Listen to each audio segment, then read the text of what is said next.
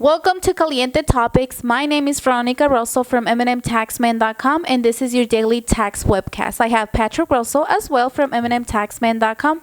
Patrick, good morning and happy Friday. Happy Friday to you, Veronica. Today, guys, we're going to continue our conversation on payroll tax audits. I want to be more specific on exactly what the mechanics of that audit is and what the real peril and tediousness of getting caught up with misclassifying workers. Yep. Veronica, let's talk about real quick what three elements, beyond all the big questions that you're going to find online, what three elements do you need to ask yourself as a payer of labor whether or not you violate any of these three rules? And the first one would be power and control.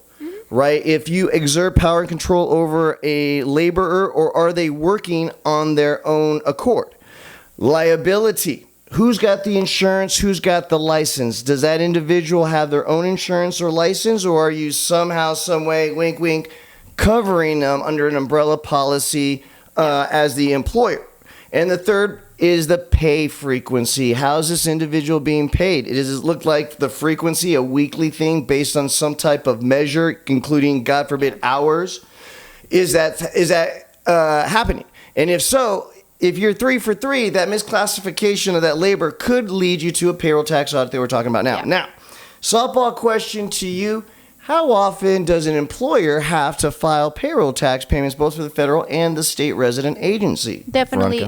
Quarterly, which means every 3 months. Absolutely. So unlike a personal tax return audit where you're really thinking about one report and potentially making changes and amended on one tax return, when it comes to 1 year of a payroll tax audit, that's actually 4 different Form 941s and also state agency for the state. That would be the DE9 and the DE9C for California. Yeah. They're talking about 4 separate audits, meaning potentially if changes are required either on the employer side, right, we're making voluntary changes, or let's face it, changes made by an auditor who deems to seem that there was a misclassification of paid wages. You're talking about 4 amendments that need to be done. Now, why does that matter? Well, you can imagine already the workload with 1 turning to 4, but now imagine if your audit can sometimes be 3 consecutive years. Yeah.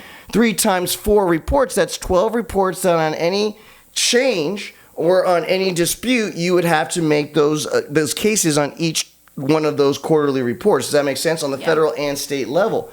Imagine the tediousness of being stuck in one of these payroll audits, especially in the sense where you feel like you may not have strong ground on fighting the misclassification. Once again, what we're discussing is a nightmare scenario, the scenario where an individual was paid and that person was misclassified. Am I right? Yeah. And so what happens is that with each individual quarterly report, whatever tax change might have been made by the auditor, that's its own basis for penalties and interest. Yeah, and that's another thing that people have to understand, that it's not only the tax, the wages per se, but also the penalties and interest along with what you have to pay, right? That's calculated on the additional tax for each one of those payroll reports. Yeah, definitely. Now, what makes this such a long slog is that there's so many players at the table when you're dealing with employment. Yeah. Once again, the nightmare scenario being one of the agencies sends an audit letter, deems you to have misclassified a worker.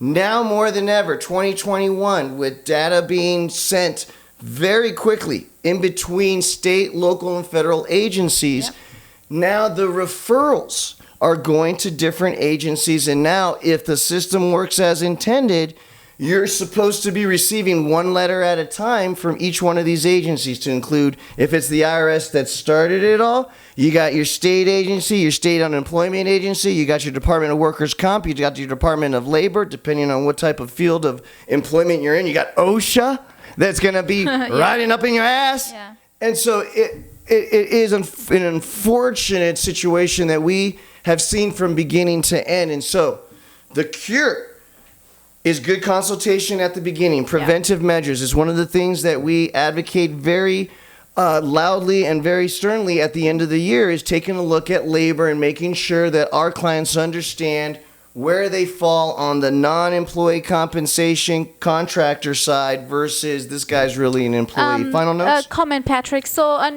you mentioned on the webcast that an auditor can actually show to your business, and that's how you start, obviously, with the whole thing. Now, keep in mind Field that visits are very common, especially by state agencies. keep in mind that also I've been noticing with clients that if employees wants to get unemployment, that's kind of like another way to, start. Wait a minute, I don't qualify for unemployment. They call EDD, and I mean it's just a whole mess, in that regard. Absolutely, definitely. So just FYI. True enough. What she's final note. Where misclassifications typically get identified naturally is when one of two things happen. Is when the laborer either gets mad and quits and then claims unemployment, which then now you have the state agency wondering who the heck this guy is and who you are, or that person gets hurt. Yeah. And now that's got doctor bills, you've got lost wages, you've got a hurt person that can't work anymore, and you've got your insurance company that's going to do everything they can to get out of covering that injury. Definitely. And then you got everybody else that's going to be coming right after that. So remember? just once again, final point, make sure that you pay your employees the right way. If you don't know, let us know. MMTAXMAN.com. We're here 24/7. There's a lot of links, a lot of websites that we can provide to you so you guys can really make sure that you guys are doing the right thing. Patrick, thank you so much. And we'll see you guys on the next webcast, right? Have a great weekend, guys. We'll see you soon. Take care.